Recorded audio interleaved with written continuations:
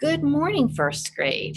If your mom or dad has read the schedule for today on the LMS class wall, you realize that this was supposed to be a live lesson later on today.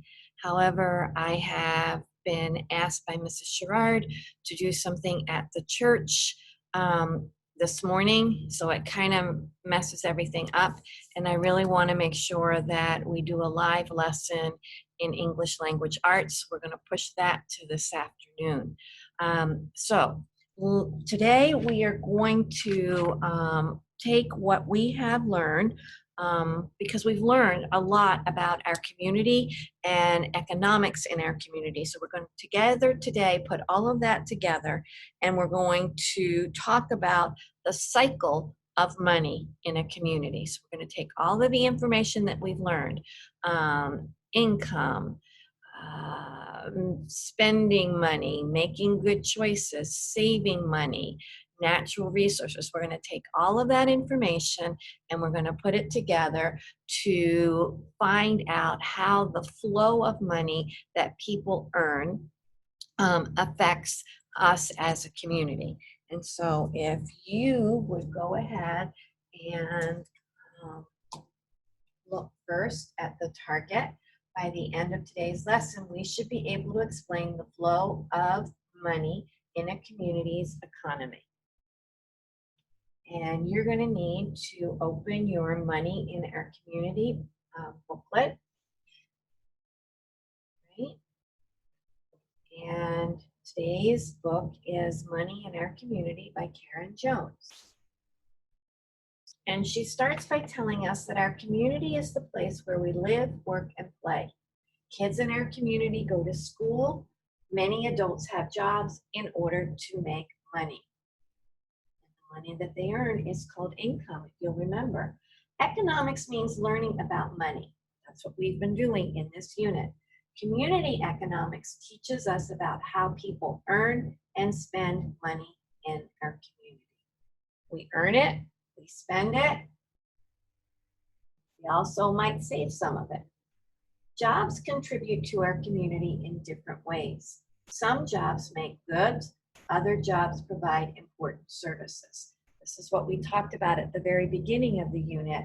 There are lots of jobs in a community, and we need different jobs. We wouldn't have the things that access to the things that we do if everybody had the same job or if everybody performed the same service.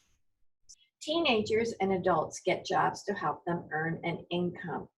Income is money a person earns by doing a job. The money earned from doing a job is important because it helps members of our community pay for things that we need to live. People can use their income to buy wants and needs. Needs are things like food, shelter, clothing, and water. These are the things people need to live. Money earned in our community can help families pay for those needs. Wants are items that people don't need but would like to have. Toys, electronics, expensive clothes, and many services are all wants. It's good for people in our community to buy some wants because those wants keep other people working and earning money. People in a community use their income to purchase goods and services. Goods are items like books, clothes, and food.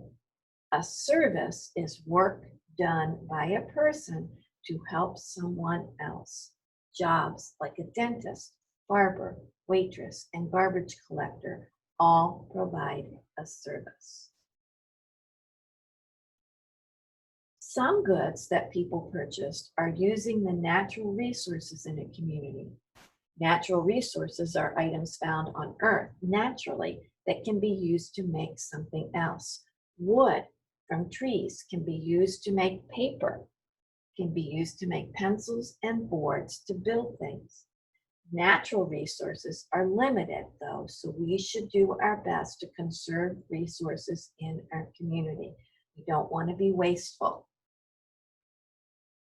Producers are people in a community who make a good or provide a service.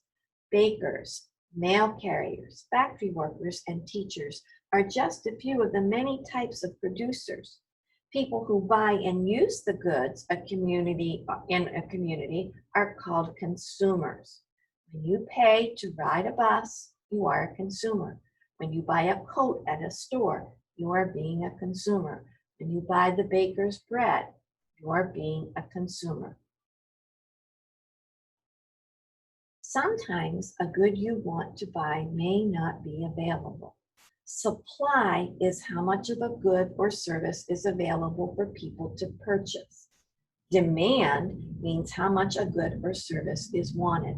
If an item has a high demand, that means a lot of people want it. In the fall months, winter coats, hats, and boots are in high demand. Stores will often stock a big supply of the items they know that people want. As they are purchased, items may become scarce, which means they are sold out. Can you think of something that is in high demand right now, but is scarce? There's quite a few things last time I went to the grocery store. As members of our community, we have a choice as to how we will spend our money. We also have the choice not to spend it. If you receive $5 for your birthday, are you going to buy something you need or want? Or are you going to save it? People make important money choices every day. Spend or save. Buy something at full price or wait until it's on sale. Even you as a first grader have the choice. Do I spend my money?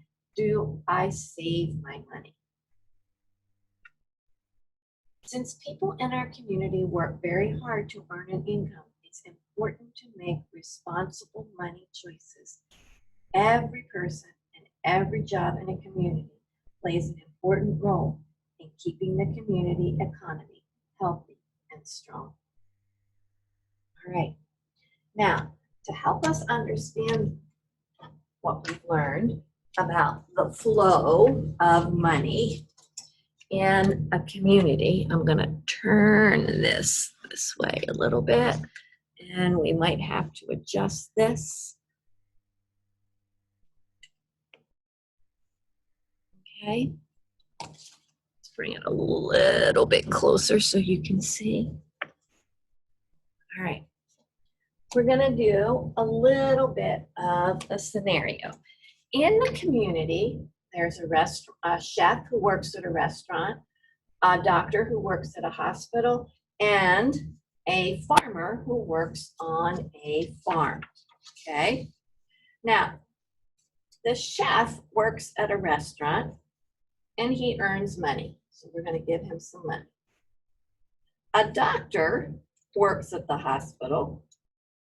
She or he earns some money as well. Okay? And then we have the farmer who works to grow vegetables and livestock. And he or she earns some money from doing that as well. Okay? Now, he or she can spend their money or put it in their piggy bank. Okay? So we're going to have the chef put $1 in his piggy bank. The doctor also, who works at the hospital, can save some money too. So we're going to give him some money to put in his piggy bank, right? The farmer can earn money, but can also save some money, all right? Now, my friend, the chef, gets sick. So she has to go to the doctor. So she goes to the doctor and pays the doctor some of her money. Okay. Then she goes back to work at the restaurant to pay maybe some more money that she owes at the hospital. Okay. Now, our friend, the doctor, decides that he wants to go out to eat at a restaurant.